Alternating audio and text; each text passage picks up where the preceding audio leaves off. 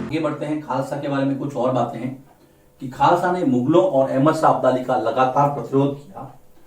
खालसा ने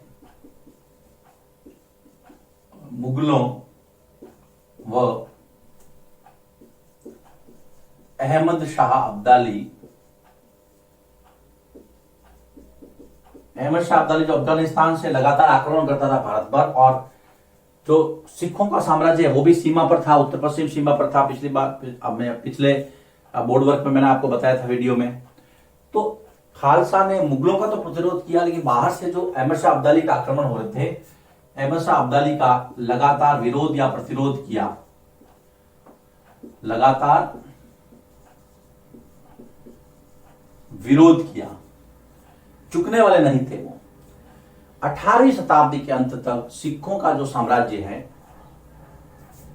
18वीं सदी के अंत तक सिखों का साम्राज्य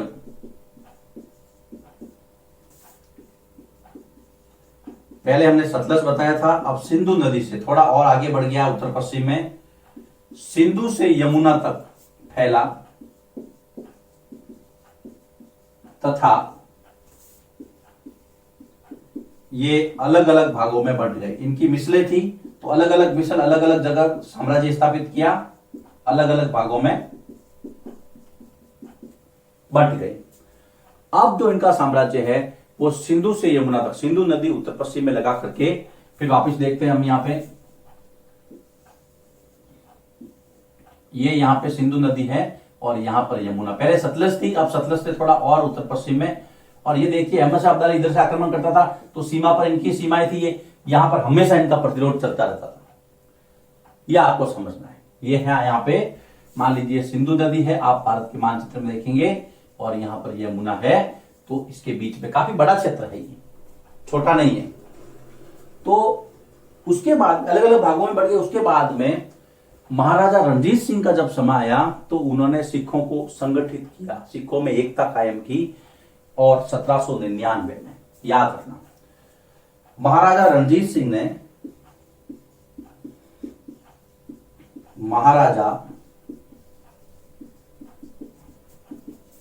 सिंह ने फिर सिखों में एकता कायम कर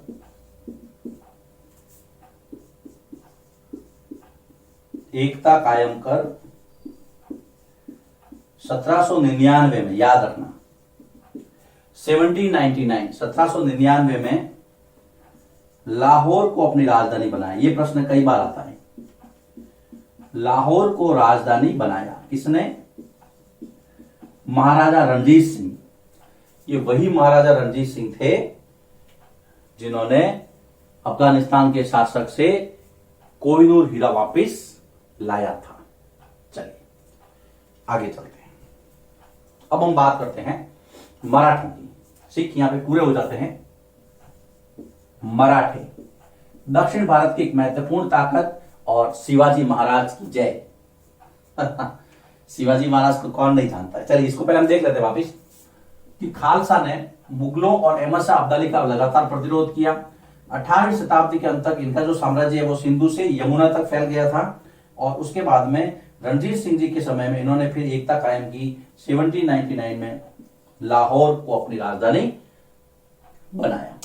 ओके, आगे चलते हैं। अब हम बात करते हैं मराठे। ये मैप इसको आगे काम में लेते हैं। ये दक्षिण भारत है। मराठे यहां पर महाराष्ट्र से अपनी ताकत जो है वो उन्होंने लगभग पूरे दक्कन के स्वामी के रूप में जाने लगे। दक्षिण भारत, दक्कन के स्वामी। मराठे एक ऐसी ताकत थी जिन्होंने मुगलों का लगातार प्रतिरोध किया और हार नहीं मानी। बहुत परेशान किया मुगलों का लगातार प्रतिरोध, या तो राजस्थान के मेवाड़ सिसोदिया वंश ने किया था, या फिर मराठा ने, है ना। इसीलिए कहते हैं जय शिवा सरदार की और जय राणा प्रताप की, एक उद्घोष चलता है। देखिए यहां पर जो दिया है हम उसी को पढ़ेंगे। मराठों में सबसे महत्वपूर्ण नाम है शिवाजी का, वीर शिवाजी का। तो शिवाजी ने, इनका कार्यकाल 1627 से 1680, शिवाजी के बारे में आपने बहुत सारी कहानियां, वीर कहानियां पढ़ी होगी। बहुत प्रेरित करने वाला है इनका जीवन। विकट परिस्थितियों में इन्होंने अपने साम्राज्य को एक किया और स्वतंत्रता के लिए संघर्ष किया।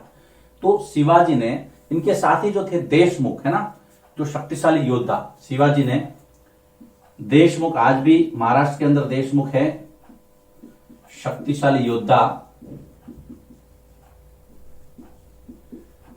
तथा दूसरे थे कुणबी। याद रखना, इन दोनों की मदद ली इन्होंने। इन दोनों की मदद से एक बहुत विशाल और शक्तिशाली सेना कायम की। कुणबी कौन थे? गतिशील कृषक पशुचारक थे, तेज तर्राट। कुणबी गतिशील कृषक पशुचारक, जो इनकी सेना में इनको मदद भी देते थे, प्लस इनकी बहुत हेल्प करते थे दूसरे कामों में। तो इनकी सहायता से एक स्थायी और मजबूत सेना तैयार की। कुणबी की सहायता से एक स्थायी व मजबूत सेना तैयार की, क्योंकि बिना सेना के तो आप युद्ध कैसे लड़ोगे। तो यहां पर आप देशमुखों और कुणबियों का नाम जरूर ऐड करना है यहां पर, क्योंकि दिया हुआ है, हमें याद रखना है। देशमुख और कुणबी, ये दो। उसके बाद में शिवाजी के बाद में मराठा शक्ति जो है वो पेशवाओं के हाथों में चली गई। शिवाजी के बाद मराठा साम्राज्य चित्पावन ब्राह्मण पेशवाओं के हाथों में चला गया।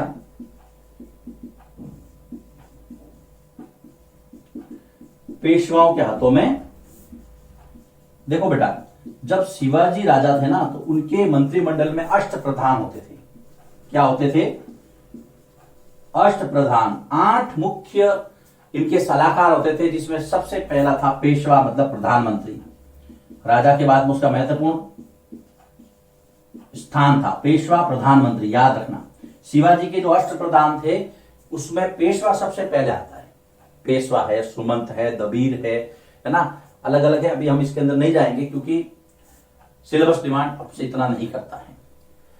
तो पेशवा जो है वो शिवाजी के बाद में फिर उन्होंने साम्राज्य को अपने हाथों में लिया। ब्राह्मण थे, वो चित्पावन ब्राह्मण थे, और उन्होंने पुणे को अपनी राजधानी बनाया,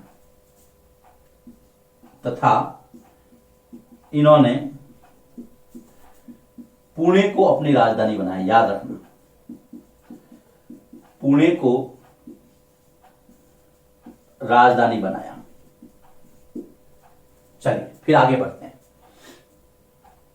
उसके बाद में मराठों ने मुगलों के साथ छापामार युद्ध पद्धति अपनाई,